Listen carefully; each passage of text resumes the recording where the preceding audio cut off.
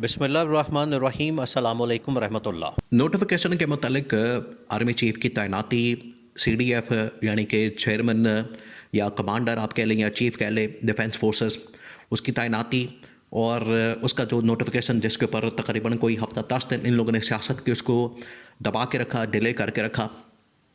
वो तो जब इनको पैगाम गया कि अब हलक से निकाला जाएगा तो उसके बाद इनकी दौड़ें लग गई, इन्होंने नोटिफिकेशन ठक करके निकाल दिया। बाद में फिर इनकी इतनी ज़रूरत नहीं हुई अपने बात के ऊपर कायम रह सकें, खड़े हो सकें, इन्होंने फ़ौरन नोटिफिकेशन निकाल दिया। दूसरा अहम तरीन मामला देखिए, इस्टेब्लिशमेंट का आपको पता है, इस्टेब्लिशमेंट पर मुख्तलिफ नुमाइंदे अपना मैदान के अंदर छोड़ती है और उनके ज़रिए से पैगाम आता है। तो पहला जो पैगाम आया था उसके अंदर ये बता दिया गया, एक तो इमरान खान की जो मुलाकातें हैं उसके मुतालिक पैगाम दिया गया। उसके बाद पैगाम दिया गया कि इस वक्त नोटिफिकेशन और फिर उसके बाद खैबर पख्तूनख्वा के अंदर गवर्नर राज। अब ये तीन अहम तरीन चीज़ें और बातें की गई, तो एक एक करके इनको आपने समझना। बड़ी अहम तरीन इस वक्त सिचुएशन बड़ी क्रिटिकल हो चुकी है, बहुत क्रिटिकल है। पहले जो बात की गई नोटिफिकेशन की, नोटिफिकेशन के ऊपर तो मसला हल हो गया। जो नोटिफिकेशन उनकी रिक्वायरमेंट थी, जो उनकी ज़रूरत थी, दरकार था, वो तो नून लीग को डंडा दे के, अब यही असल में प्रॉब्लम है। देखिए, यहाँ पर आपने कंपैरिजन करना है, यहाँ पर आपने थोड़ा सा कंपैरिजन करके सिचुएशन को समझना है कि नून लीग अपने पाँव पर खड़ी नहीं हो सकती। नून लीग के अंदर इतनी सख्त नहीं, ताकत नहीं। डिले किया थोड़ी देर के लिए, नवाज शरीफ को कम से कम इस हवाले से अप्रिशिएट किया गया कि चलें ठीक है वो डट गया, लेकिन ऐसा नहीं कि वो डट गया। ये डटने वाली जो मिट्टी है ये शरीफ ख़ानदान के अंदर है ही नहीं। डटने वाला जो आदमी है, जो डट के खड़ा हो जाता है, मुकाबला करता है, वो इमरान खान है। इमरान खान अगर इस नोटिफिकेशन इस सिचुएशन में बैठा होता तो उसने तैनाती फिर अपनी मर्ज़ी से करनी थी, ना कि ये बार्गन करना और इस हवाले से नेगोशिएट करना और बातचीत करना।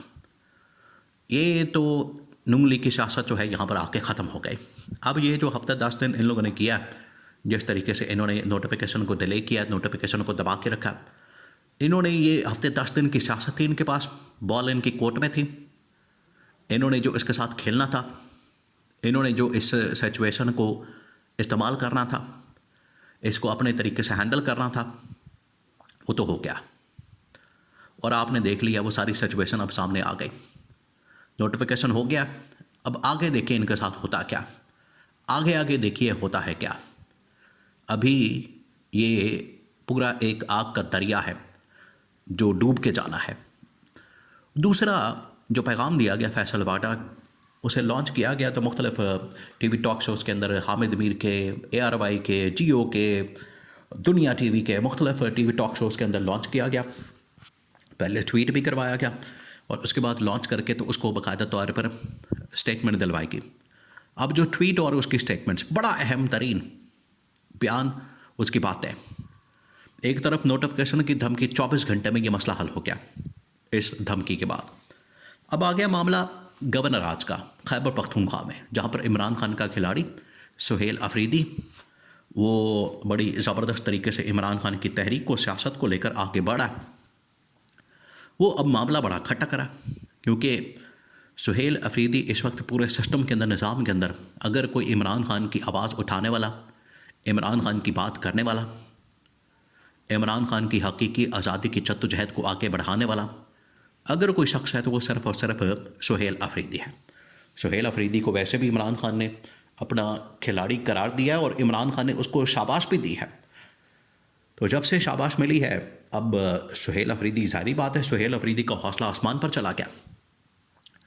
तो सुहेल अफरीदी को अब डायरेक्ट धमकी की गई कि अगर उसने अपना किबला दुरुस्त ना किया, हमारे साथ मामला तय ना किया, सेटिंग ना की, अंडरस्टैंडिंग ना बनाई और इमरान खान की तहरीक से पीछे ना हटा, इमरान खान के एहतजाज की कॉल से पीछे ना हटा, तो फिर तैयारी करें, फिर इसको बरतरफ किया जाएगा, हटाया जाएगा और गवर्नर राज लगा दिया जाएगा। तो उस सिलसिले में ये जैसी धमकी काम करती है तो पहली इसके ऊपर पेशरफ्त हो जाती है, डेवलपमेंट बहुत बड़ी। अदालत की जानिब से सुहेल अफरीदी को पहले ही इश्तिहारी करार दे दिया गया और इश्तिहारी करार देकर उसको बता दिया गया, नोटिस भेज दिया गया कि आप अदालत के अंदर पेश हों, वरना आप इश्तिहारी होने के बाद आपके ऊपर कन्विक्शन, और कन्विक्शन होते साथ ही आपकी डिस्क्वालिफिकेशन हो जाएगी। तो इसका मतलब है कि अब इन्होंने खैबर पख्तूनख्वा के मतलब ये प्रोसेस शुरू कर दिया है, ऑलरेडी इनके प्लान के अंदर मौजूद था। और जब ये पहुंचा, असल में मामला कहाँ से शुरू होता है? मामला शुरू होता है जब से सुहेल अफरीदी आया। वो पहले दिन से बात कर रहा है कि मेरी इमरान खान से मुलाकात करवा दें, मीटिंग करवा दें। मुलाकात नहीं करवाई जाती, और मुसलसल डिलिंग टैक्टिक्स। वो कह रहा है मुलाकात करवा दें, मैंने कैबिनेट बनानी, मैंने अपनी गवर्नमेंट बनानी, मैंने पॉलिसी, मैंने डायरेक्शन अपनी जो अपनी इस वक्त तमाम के तमाम मामलात के ऊपर इमरान खान की गाइडलाइन वो मैंने लेनी है, उसके मुताबिक आगे चलेगा मामला। लेकिन मुलाकात के ऊपर फटा पड़ गया, मसला बन गया। फिर सुहेल अफरीदी ने बड़ी ज़बरदस्त सियासत की। उसने पॉलिटिकल पार्टीज़ को इकट्ठा किया, मिलाया, बिठाया, और उनके साथ जो है वो बैठकर डायलॉग की बात की। उसने टेबल टॉक की बात की, मिलिट्री ऑपरेशन को रोकने की बात की। उसने खैबर पख्तूनख्वा की तरक्की और खुशहाली और उसके बजट और फंड की बात की। तो जब ये सारे मामलात सुहेल अफरीदी ने किए तो ये फिर इस्टेब्लिशमेंट को बड़ा बुरा लगा, उन्हें खटक गया। उन्हें पता लग गया कि सुहेल अफरीदी जिस लाइन के ऊपर जा रहा है, जिस डगर के ऊपर जा रहा है, ये वो लाइन है जो कि इमरान खान की दी हुई लाइन है। और ये इमरान खान की बहनों के ज़रिए, इमरान खान के पार्टी के लोगों के ज़रिए सुहेल अफरीदी डायरेक्ट तो अब एक्सेस नहीं रखता इमरान खान तक, लेकिन उसकी पार्टी के लोगों के ज़रिए इमरान खान की जो डायरेक्शन है वो सुहेल अफरीदी तक पहुंचती है। तो सुहेल अफरीदी ने बड़ी ज़बरदस्त सियासत की, यही मसला बन गया। अब ये खैबर पख्तूनख्वा में गवर्नर राज की बात कर रहे हैं, और ये अगला हफ्ता बड़ा क्रिटिकल हफ्ता है, बहुत क्रिटिकल हफ्ता है, क्योंकि ये जो हफ्ता अब शुरू हो रहा है, इस हफ्ते पता लग जाएगा कि खैबर पख्तूनख्वा में गवर्नर राज किस वक्त लगना है, किस वक्त आना है, और सुहेल अफरीदी को कब फारिग करना है। क्योंकि इसी हफ्ते, ये मंडे ट्यूसडे को, आपको अदालत की जानिब से बाकायदा तौर पर इस पर कार्रवाई, बाकायदा तौर पर इसके हवाले से आगे जो पूरा प्रोसेस है वो शुरू कर दिया जाएगा।